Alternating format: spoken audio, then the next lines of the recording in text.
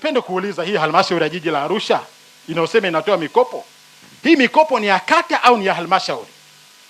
Kwa sababu sioni dhambi kama kuna kijana anaishi kata ya Kaloleni na kijana mwingine anaishi kata ya Kati na mwingine akaishi kata nyingine, kuunganika kwa kuwa pesa sio pesa ya kata, ni pesa ya halmashauri. Kuna dhambi gani wakatengeneza kikundi kwa kuwa wako ndani ya halmashauri wakachukua mkopo wa serikali wakafaidika?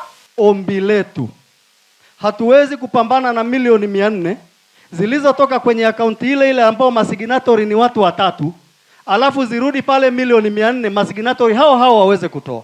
Ushauri wangu, wakubaliane na sisi viongozi, tuende tufanye kazi kwa vitendo. Kwa nini? How about themselves? Yeye ni nani? Lakini kuna pikipiki nyingi usiku ambazo hazina plate number. Sasa sijajua polisi hawazioni, lakini sisi bodaboda usiku tunaziona. Mmeniuliza swali zito, tutamkie leo, mikopo ipo au haipo? Ndo hapa na mimi nikambana yule bwana. Kumbe mikopo ipo, imetolewa zaidi ya bilioni 1, lakini uhitaji bado upo. Na nawaelekeza wakurugenzi na wakuu wa wilaya, taarifa ya utoaji wa mikopo kwa bodaboda au bajaji ziwe wazi, zitolewe kila katika ubao kwenye kata zetu, na vijana hawa na viongozi wao wazijue, kuliko hivyo sasa wanauliza mikopo ipo au haipo. Na madiwani naenda kuwaambia kwamba katika jambo ambalo vijana wanalipigia kelele ni uwazi wa mikopo.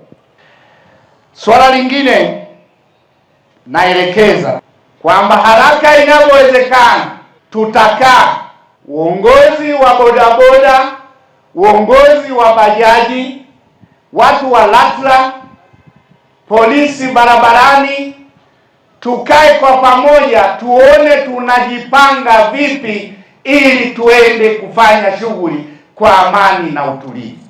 Swala la pikipiki Tatu Mzuka, nilienda Murieti kule, akina mama akaniambia, ukiwa mkuu wa mkoa tunaomba Tatu Mzuka ni kero, hebu hawa wasituharibie mji wetu. Nilitoa tamko, narudia tena, watu wanaopita na kupora watu kwa pikipiki watafute mkoa mwingine, sio Arusha.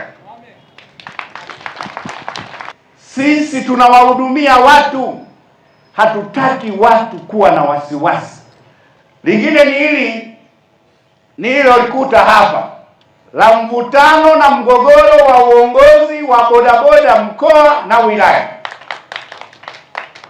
Ili mkuu wa wilaya nasema ndani ya siku 7 tulifanyie uamuzi, tufanye maamuzi, tena maamuzi magumu ya haraka, kwamba bwana ni hivi,